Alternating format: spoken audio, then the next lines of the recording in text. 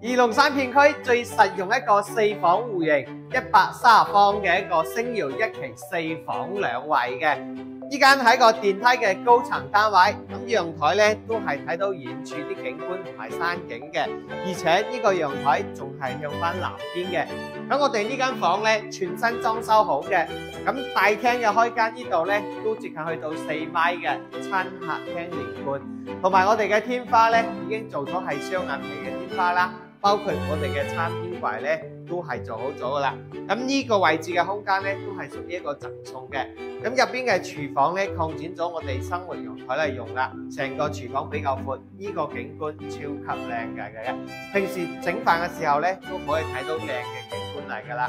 咁我哋呢個單位咧，佢係一個南向嘅單位嚟嘅，其中我哋有3個房間咧都係向翻南邊嘅。咁呢個洗手間嘅空間咧都係比較大嘅。咁呢間兒童房咧，咁佢嘅窗台咧都可以睇到遠處嘅景觀啦。加埋咧入邊就係一間客房噶啦。咁呢間咧係向翻南邊嘅客房嘅。咁第2間客房都係向翻南邊，包括我哋呢個主人房都係南向嘅。咁呢邊咧就係主人房嘅洗手間，3輪式嘅空間間開。咁呢邊位置咧就可以擺大床啦。咁咧跟住咧呢個窗台睇出去個景都係遠處一個景觀嚟嘅。包括咧我哋有3間房都已經同我哋做好咗衣櫃啦。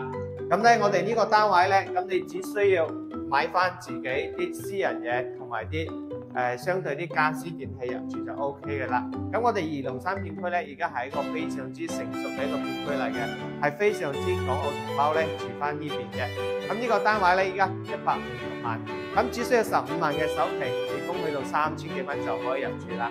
咁咧，如果諗住置換嘅，都可以一步到位噶啦。咁有興趣嘅可以 call 翻陣過嚟現場度睇翻嘅。